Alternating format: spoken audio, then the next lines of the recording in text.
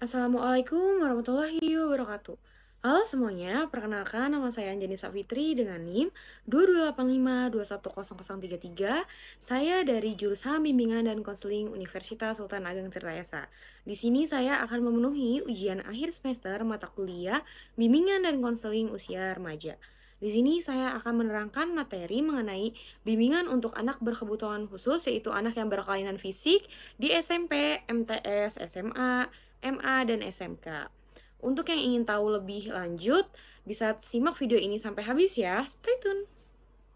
Nah, teman-teman, mungkin dari sebagian teman-teman masih ada yang bingung dan bahkan belum tahu nih, anak berkebutuhan khusus yaitu anak yang berkelainan fisik itu apa saja sih?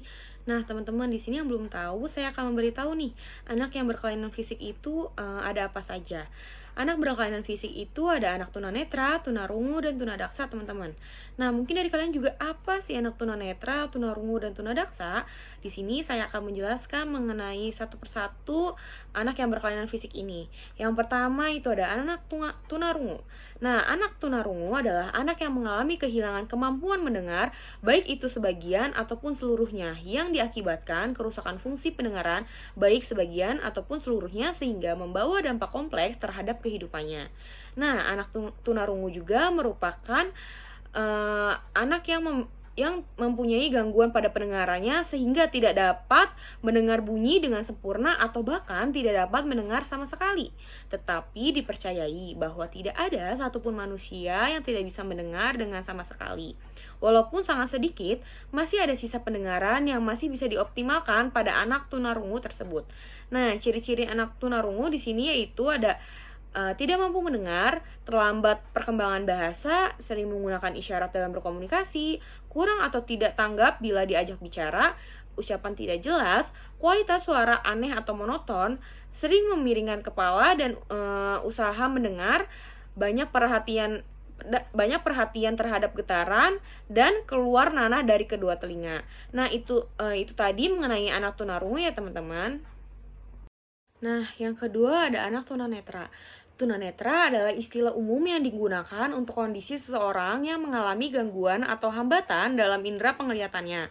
Berdasarkan tingkat gangguannya, tunanetra dibagi dua, yaitu buta total atau total blind, dan yang masih mempunyai sisa penglihatan atau low vision. Alat bantu untuk mobilitasnya, bagian tunanetra dengan menggunakan tongkat khusus, yaitu berwarna putih dengan ada garis merah horizontal. Akibat hilang atau berkurangnya fungsi indera penglihatannya, maka anak tunanetra ini berusaha memaksimalkan fungsi indera-indera yang lainnya seperti peraba, penciuman, pendengaran, dan lain sebagainya. Sehingga tidak sedikit penyandang tunanetra yang memiliki kemampuan luar biasa, misalnya di bidang musik ataupun ilmu pengetahuan.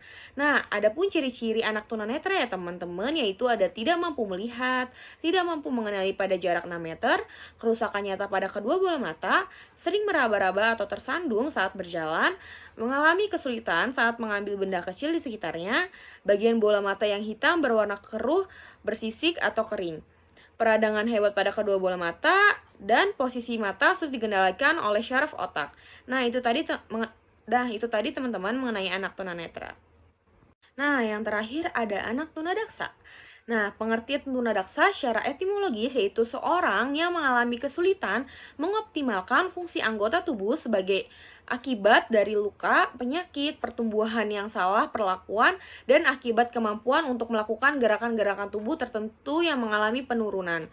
Nah, tunadaksa dapat didefinisikan sebagai bentuk kelainan atau kecacatan pada sistem otot, tulang, persendian, dan saraf yang disebabkan oleh penyakit, virus, dan kecelakaan baik yang terjadi sebelum lahir, saat lahir, dan sesudah kelahiran. Gangguan itu mengakibatkan gangguan koordinasi, komunikasi, adaptasi, mobilisasi, dan gangguan perkembangan pribadi. Nah, tunadaksa berasal dari kata tuna dan daksa. Tuna artinya rugi, kurang, sedangkan daksa artinya tubuh. Sehingga tunadaksa ditujukan kepada mereka-mereka yang memiliki anggota tubuh yang kurang atau tidak sempurna, misalnya buntung atau cacat. Cacat yang dimaksud di sini yaitu adalah cacat tubuh dan cacat fisik, yang mana mereka memiliki cacat pada anggota tubuh, bukan cacat pada inderanya. Nah, ada pun ciri-ciri anak tunadaksa yaitu terjadi kekakuan pada anggota gerak, lemah, dan lumpuh. Dan ada mengalami hambatan dalam gerak. Contohnya tidak sempurna, tidak lentur, atau tidak terkendali. Ada juga anggota bagian tubuhnya yang kurang atau tidak lengkap atau tidak sempurna. Terdapat cacat pada alat gerak, jari tangan kaku dan tidak dapat menggenggam, kesulitan pada saat berdiri, berjalan, duduk, atau menunjukkan sikap tubuh yang tidak normal, dan yang terakhir ada hiperaktif atau tidak dapat tenang. Nah, itu tadi teman-teman mengenai anak tunadaksa. Nah, teman-teman, di sini juga ada bimbingan untuk anak berkebutuhan khusus di SMP atau di MTS. Yang pertama, ada pelaksanaan bimbingan dan konseling. Pembelajaran di sekolah pada mulanya tidak dapat dipisahkan dengan pengabdian. Oleh karena itu, anak berkebutuhan khusus harus dikuatkan atau dikembangkan agar mereka tidak tertinggal dalam pembelajaran di kelas. Siswa yang memiliki banyak pilihan yang membutuhkan umpan balik lingkungan melalui psikoedukasi. Secara teori dikatakan bahwa perkembangan individu dipengaruhi oleh dua hal, yaitu faktor yang paling utama adalah faktor bawaan, seperti kecerdasan, bakat, minat, dan lain-lain. Dan karena konseling merupakan bagian integral dari program pendidikan layanan ini, dan memungkinkan siswa untuk menjangkau pembangunan yang optimal dan mandiri untuk mencapai kesejahteraan kehidupan yang lebih baik, khususnya bagi anak ABK, sekolah inklusi harus bisa melakukan untuk menawarkan layanan penuh untuk mendukung anak ABK dalam proses adaptasinya mereka terhadap lingkungan dan anak normal lainnya. Nah, di sini yang kedua ada kendala pelaksanaan bimbingan dan konseling anak berkebutuhan khusus. Nah, layanan konsultasi anak berkebutuhan khusus meliputi beberapa hambatan, terutama hambatan yang berkaitan dengan konseling dan kepemimpinan staf, dan terbatasnya jumlah guru BK di SMP atau MTS. Berdasarkan hasil wawancara, guru BK yaitu menjadi tugas mandiri seorang konselor yang bukan hanya berurusan dengan siswa, tapi setelah menjabat sebagai asisten direktur di SMP-nya. Bahkan sumber daya administrasi lainnya juga banyak yang mempersulit pengaturan waktu untuk kegiatannya. Pada dasarnya, pelaksanaan layanan konseling di sekolah, penyelenggaraan pendidikan inklusi pada hakikatnya juga sama dengan penyelenggaraan bimbingan konseling di sekolah reguler, yang bukan lembaga pendidikan, termasuk perbedaan terbesarnya hanya pada konten konsultasinya. Penerapan layanan konseling di sekolah inklusi belum efektif dan masih banyak beberapa kendala. Dan di sini juga pendidikan inklusi harus ditingkatkan lebih maju dan berkualitas dan membutuhkan berbagai dukungan yang berbeda dari berbagai belah pihak. Nah, di sini juga ada bimbingan untuk anak berkebutuhan khusus di SMA, SMK, dan MA. Yang pertama itu ada kelas reguler. Dengan bentuk integrasi ini, anak berkebutuhan khusus belajar di kelas reguler, bekerja dengan baik di kurikulum reguler. Banyak layanan dan bantuan yang diharapkan guru kelas atau guru mata pelajaran seakurat mungkin. Nah, pendekatan metode ini menggunakan metode evaluasi yang digunakan di kelas reguler yang tidak beda dengan dipergunakan di sekolah negeri, tapi untuk beberapa mata pelajaran yang disesuaikan dengan kecacatan si anak. Misalnya anak yang buta, pelajaran menggambar, matematika, menulis, dan membaca harus disesuaikan dengan kondisi anak. Nah, dalam mata pelajaran seni, bahasa asing, bahasa Indonesia harus diadaptasi untuk anak tunarungu yang kemampuan bicara si anak ini terganggu. Yang kedua ada kelas normal dengan ruang konsultasi. Nah, dengan special integrated ini, anak berkebutuhan khusus belajar di kelas reguler menggunakan kurikulum reguler yang dimana secara filosofi model pemisahan ini sebenarnya tidak logis yang mempersiapkan siswa yang dapat diintegritaskan masyarakat normal, namun mereka terpisah dari masyarakat normal.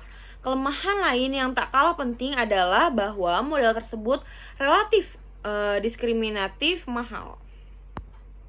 Nah, selanjutnya juga ada bentuk-bentuk layanan bimbingan dan konseling untuk anak berkebutuhan khusus. Yang pertama adalah layanan orientasi dan layanan informasi. Layanan orientasi adalah layanan berbentuk kegiatan yang memungkinkan anak berkebutuhan khusus dan anak lainnya dapat menyesuaikan diri dan memahami lingkungan baru mereka, seperti yang dilaksanakan di lingkungan sekolah. Yang kedua itu adalah layanan bimbingan belajar, layanan penempatan, dan layanan penyaluran. Layanan bimbingan dan belajar adalah layanan untuk anak berkebutuhan khusus dalam mengembangkan diri mereka dengan sikap dan kebiasaan belajar yang baik, sehingga anak dapat mengatasi hambatan dalam belajar serta dapat menguasai kompetensi tertentu yang sesuai dengan kemampuan dan kebutuhannya. Layanan konseling perorangan. Nah, di sini layanan konseling perorangan yaitu layanan konseling yang secara perorangan memungkinkan anak yang bisa berkonsultasi secara langsung dengan tatap muka. Yang keempat itu ada layanan konseling kelompok. Layanan konseling kelompok secara kelompok memungkinkan anak untuk mendapatkan kesempatan pembahasan dan pengentasan masalah melalui kegiatan atau dinamika kelompok. Yang kelima ada layanan konsultasi. Layanan ini dilaksanakan oleh konselor terhadap anak sehingga memungkinkan perolehan wawasan dan pemahaman serta cara-cara dalam menangani dan menghadapi permasalahan anak dengan pihak ketiga yaitu teman, orang tua atau lain-lainnya. Yang keenam yaitu ada layanan mediasi, yaitu layanan yang dilakukan oleh konselor terhadap dua belah pihak yang sedang tidak cocok ataupun berselisih. Nah, itu tadi materi yang dapat saya sampaikan ya teman-teman. Semoga bisa bermanfaat untuk teman-teman yang menonton sampai akhir. Nah, di sini jika ada salah kata dan salah perbuatan atau yang masih kurang, mohon dimaafkan ya karena di sini kita sama-sama masih saling belajar. Wabillahi taufiq walhidayah. Wassalamualaikum warahmatullahi wabarakatuh.